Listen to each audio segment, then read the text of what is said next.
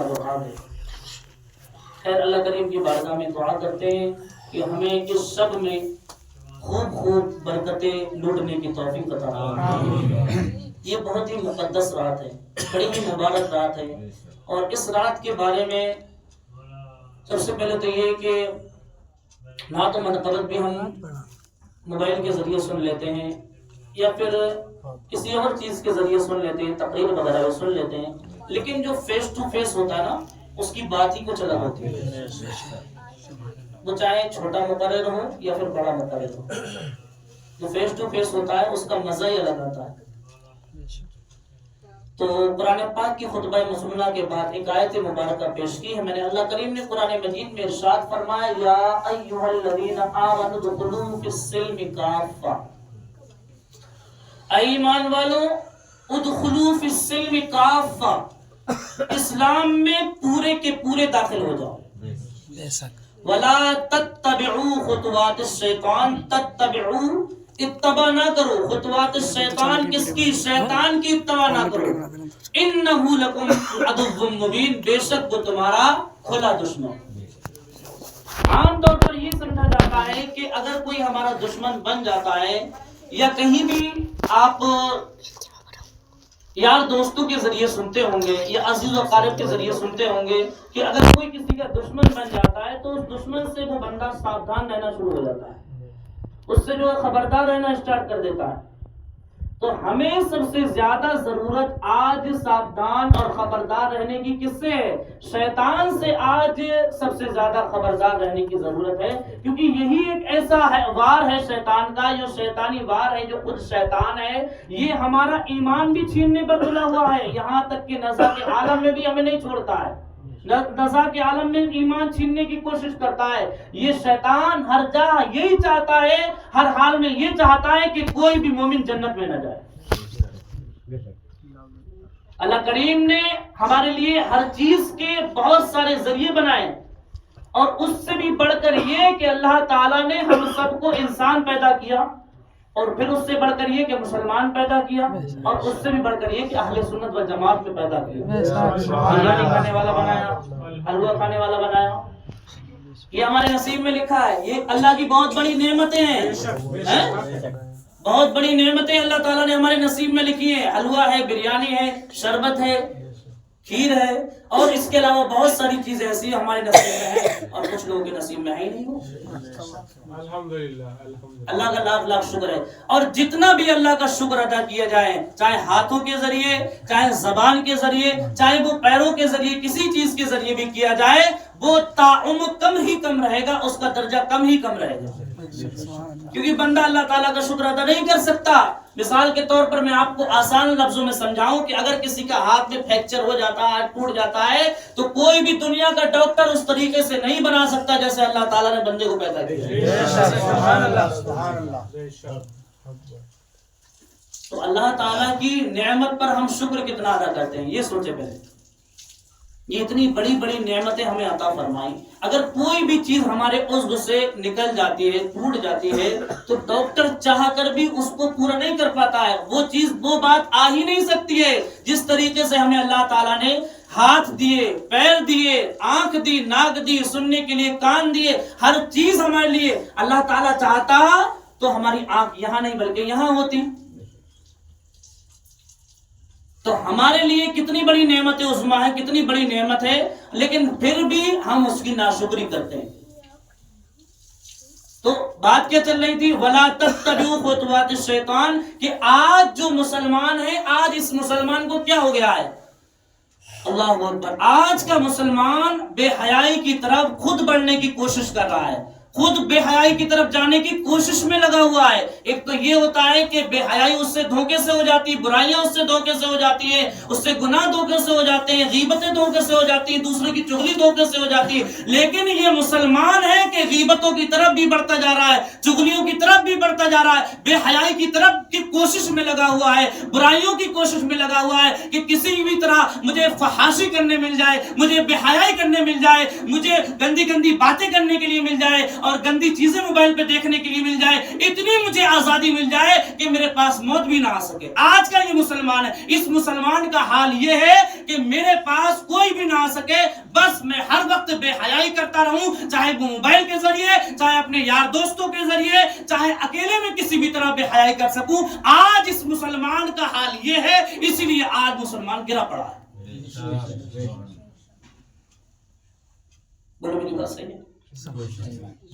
کس معاملے میں ہم کس معاملے میں گرے پڑے؟ قرآن و حدیث کے معاملے میں گرے پڑے۔ احکام قرآن پر کتنا ہم عمل کرتے ہیں؟ قرآن کی آیات کا جمعہ کے اندر ہم بار بار ترجمہ سنتے ہیں، احادیث مبارکہ کی روشنی میں ہم بیان سنتے ہیں، لیکن پھر بھی اس دل پر اثر کیوں نہیں ہوتا ہے؟ اس دماغ میں بات رہ تو جاتی ہے لیکن وہ دل میں پیوست کیوں نہیں ہوتی ہے؟ آخر میدان عمل میں ہم اس بات کو کیوں نہیں لا پاتے؟ دیکھیں آج کی جو رات ہے، آج کی بہت سارے لوگوں کے لیے رات ایسی ہوگی کہ ان کے لیے عام رات ہوگی، لیکن ہم خوش نصیب ہیں کہ الحمدللہ ہم نے مغرب کی نماز بھی پڑھی، مغرب کے بعد نوافل بھی ادا کی، عشاء بھی پڑھی، عشاء کے ساتھ صلاۃ التسبیح بھی پڑھی۔ اور کتنے بد نصیب ایسے ہیں کہ اپنے گھروں میں یا پھر یار دوستوں کے ساتھ یا پھر پارٹی فنکشن میں کہیں بھی وقت گزار رہے ہوں گے، انہیں پتہ ہی نہیں چل رہا ہوگا کہ یہ کون سی رات ہے۔ یہ بہت مبارک رات ہے، اس رات میں اللہ تعالیٰ سے مغفرت کروانے بہت اچھا موقع ہے۔ ایسا موقع کبھی زندگی میں نہیں آنے، ایسا موقع دوبارہ نہیں آنے والا، آئے گا یا نہیں یہ تو اللہ بہتر جانتا ہے۔ ایسے موقع زندگی میں بہت کم ملتے ہیں۔ تو آج معاشرے میں بے حیائی، بدفعلیاں اور فحاشی اس طرح سے پھیلی ہوئی ہے کہ اس کا ہم اندازہ بھی نہیں لگا سکتے۔ لگانے کی کوشش تو کرتے ہیں لیکن دماغ بس وہیں پر جا کر رک جاتا ہے کہ اب جو ہے یہ بڑھنے والی ہے، کیونکہ بے حیائی بڑھنے والی ہے۔ اللہ کے رسول صلی اللہ تعالی علیہ وآلہ وسلم ارشاد فرماتے ہیں کہ قرب قیامت خواتین ایسا لباس پہنیں گی کہ ان کا پہننا اور نہ پہننا ایک ہی ہو جائے گا، ان کا پہننا نہ پہننا برابر ہو جائے گا۔ آج جو سب سے بڑا فتنہ ہمارے اندر ہے وہ بے حیائی کا ہے۔ ہم اگر کچھ چیزوں کو کنٹرول میں رکھیں تو یہ بے حیائی ہم سے نہیں ہو سکے گی۔ سب سے بڑی چیز زبان کو کنٹرول میں رکھنا۔ دوسرا ان آنکھوں کو حفاظت میں رکھنا، ان کو حفاظت میں رکھنا بہت ضروری ہے۔ آج کے اس پرفتن دور میں جو فتنوں سے بھرا ہوا دور ہے، بے حیائیوں سے بھرا ہوا دور ہے اور فحاشیوں سے بھرا ہوا دور ہے، الغرض تمام گناہوں سے پر یہ دور ایسا آ گیا ہے کہ ہمیں یہ ایمان بچانے والا نہیں ہوتا۔ ایمان اس دور میں اگر اسی حال میں ہم جیتے رہے تو ہمارا ایمان صحیح سلامت نہیں رہے گا، یہ یاد رکھنا، اس بات کو ہمیشہ یاد رکھنا۔ اگر اسی دور پر ہم جیتے رہے، اس دور سے باہر نکل کر نہیں آئے، قرآن و حدیث کے مطابق اگر زندگی نہیں گزاری تو ہمارا ایمان خطرے میں ہے۔ یاد رکھیں ایمان صحیح سلامت لے کر جانا بہت ضروری ہے۔ اس دنیا سے کامیاب وہی ہوا جو ایمان صحیح سلامت لے کر گیا۔ کامیاب کون ہے؟ کامیاب وہ لوگ ہیں جو اذان کے وقت مسجد کی طرف چلے آتے ہیں۔ جب مؤذن صاحب کہتے ہیں حی علی الصلاۃ حی علی الفلاح، اے لوگ آؤ نماز کی طرف، اے لوگ آؤ کامیابی کی طرف۔ ہم کس چیز میں کامیابی دیکھتے ہیں؟ اللہ تعالیٰ نے کتنے ذریعے بنائے، ہر چیز سے کوئی نہ کوئی کنیکشن ہے۔ ہمارے لیے بہت سارے ذریعے بنائے۔ کوئی آدمی یہ سوچے کہ بھائی اگر میں نماز پڑھنے چلا جاؤں گا تو یہ میرا کاروبار کون دیکھے گا؟ اللہ تعالیٰ نے اس کے لیے بھی عقل دی ہے۔ اگر اللہ تعالیٰ نے یہ عقل دی ہے کہ بھائی تو کما اور تجھے اتنا فائدہ ہوگا اس چیز میں، تو اللہ تعالیٰ نے یہ بھی عقل دی ہے کہ تو یہ چھوڑ کر چلا جا اور میں اس کی حفاظت کروں گا۔ اللہ تعالیٰ اس کی حفاظت کرے گا۔ اللہ تعالیٰ کی حفظ و امان میں بہت سے حضرات ایسے جو ہمارے پاس آتے ہیں، ہم اس سے خود ملاقات کرتے ہیں آگے بڑھ کے کہ بھائی آپ تو نماز پڑھنے آ گئے، آپ کی جو دکان ہے اس کا کیا؟ اللہ کی حفظ و امان میں چھوڑا ہے۔ کتنا پیارا جواب ملتا ہے، دل بہت خوش ہوتا ہے۔ تو آج سے یہ نیت کر لیں کہ کبھی انشاءاللہ کوئی بھی نماز قضا نہیں ہوگی۔ انشاءاللہ سچے دل سے نیت کریں، کوشش یہی کریں، کوشش انشاءاللہ کوئی بھی نماز قضا نہیں ہوگی۔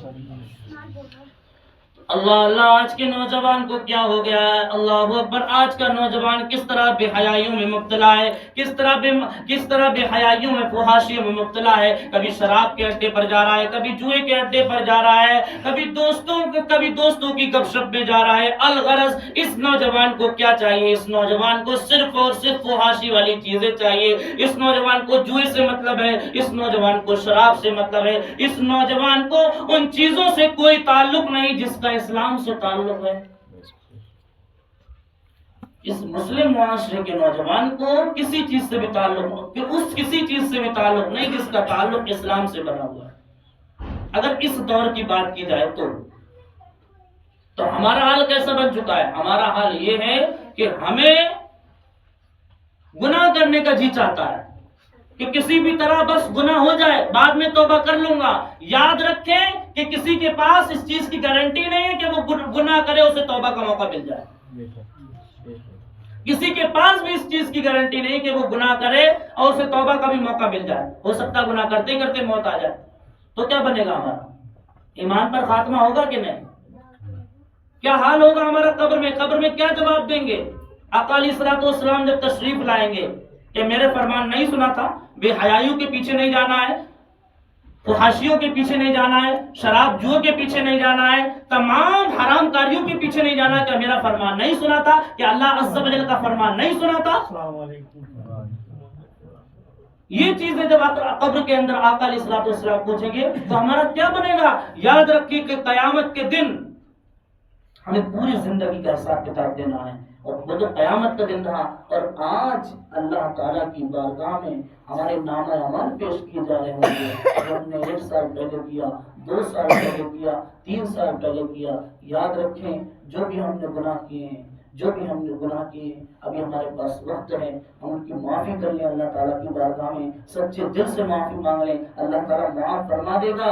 ہماری سچی عقیدت ہے، ہمارا سچا عقیدہ ہے کہ اللہ تعالیٰ جب کوئی بندہ سچے دل سے توبہ کرتا ہے تو اللہ تعالیٰ اس کی توبہ ضرور قبول فرماتا ہے اور اس کو یہ درجہ دیتا ہے. حدیث پاک میں ہے التائب من الذنب کمن لا ذنب له، التائب من الذنب کمن لا ذنب له، گناہوں سے توبہ کرنے والا ایسا ہے جیسے اس نے گناہ کیا ہی نہیں. اللہ اکبر کبیرہ. حدیث پاک میں اس طرح کے ارشاد فرمایا گیا.